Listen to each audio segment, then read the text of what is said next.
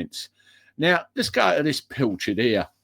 David Lammy. It makes me laugh with that syrup he's wearing. It really does. And you can see all the threads out the back of it. Not a very flattering picture, is it? Well, David Lammy has decided to propose an idea where they're going to do away with juries.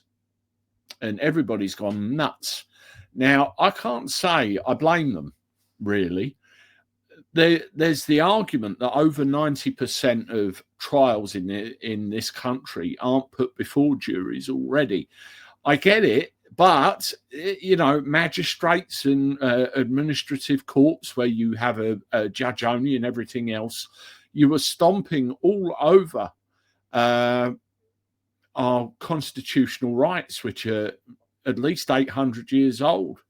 Or more. It really is bad. Now, I want to show you a letter by Robert Jenrick. Now, I've got no time for Jenrick generally, but I do think that this, warrants reading out. Credit where credit is due, and we'll see what he has to say. So I think it sums it up quite nicely. Dear David, we write to you with one simple message. Do not abolish the right to be tried by a jury of one's peers. Juries are not an administrative detail. They are the way in which the public themselves consent to and participate in the exercise of the gravest power the state holds, the power to convict and imprison. Since Magna Carta, the promise has been constant that no free person will lose his liberty except by the lawful judgment of his equals. It is this lamp that shows that freedom lives, not an optional extra to be dimmed for reasons of convenience.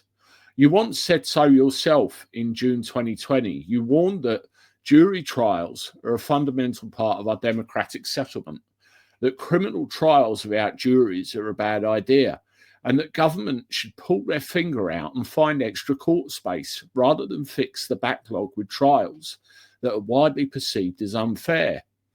In your 2017 review, you praised the jury system as a success story and recognised that juries deliberating together expose and deter prejudice and deliver equitable results regardless of race. We do not dispute the seriousness of the Crown backlog. Victims are waiting years for justice. Witnesses, memories fade, confidence in the system is badly damaged. I have had some fairly recent experience of this actually myself, but that's another story for another time. But juries are not the cause of this crisis. That's very important to understand. The Criminal Bar Association, the Bar Council and the Law Society have all warned that removing juries is a distraction that will not work, and this has not been properly piloted or evidenced in any way. To take a constitutional axe to jury trial because of an administrative failure to provide enough court sitting days is to attack the symptom and leave the disease untouched. This is not a modest procedural reform. It will mean that thefts, serious assaults, robberies, complex frauds, and many SA offences are decided not by 12 men and women drawn at random from the community, but by a single official of the state.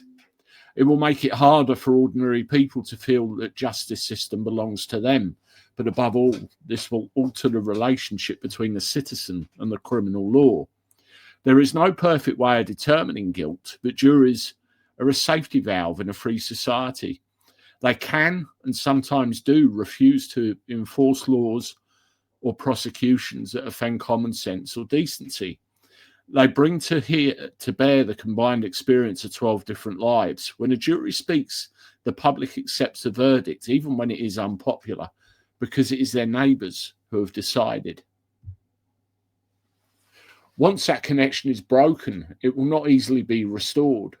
A system in which serious criminal trials are routinely conducted without juries is one in which trust will ebb away, in which communities will feel judged by a distant establishment, and in which the fear of arbitrary government grows.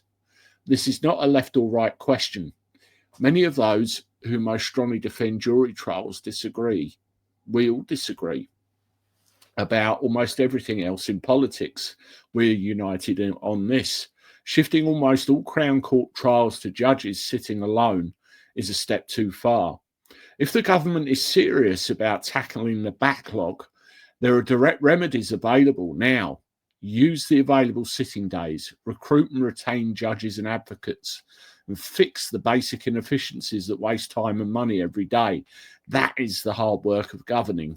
800 years of history and the confidence of millions of our constituents should not be bartered away for a misleading promise of quick administrative gains. Administrative is really the key word there, because that's where it's headed. Trial by jury is one of Britain's greatest gifts to the world. It should not be casually discarded here at home. And you can see all of the MPs underneath this letter that are supporting it already. So that's how very vital that particular thing is.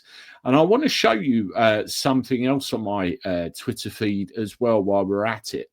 If I can just find it, bear with me. There we go. This is a tweet that Lammy put out in 2020. We will work with the government on sensible proposals to deal with the backlog, which started long before the locking up of all of us because of underfunding. You don't fix the backlog with trials that are widely perceived as unfair. So there was that, and there was another one where he was actually saying how wonderful trial by jury was and that it should be preserved. Yet you look at what's happening now. So it's another version of, they will do one thing and then do something else when they're in. You can't trust any of them. I thought that was a very good letter by Robert Jenrick. I don't support Robert Jenrick because he's one of these that behaved in a way in power, and he's completely saying different things now. He's out, and I've got no time. It's not a bit of me, but credit where credit's due. That is a very good letter.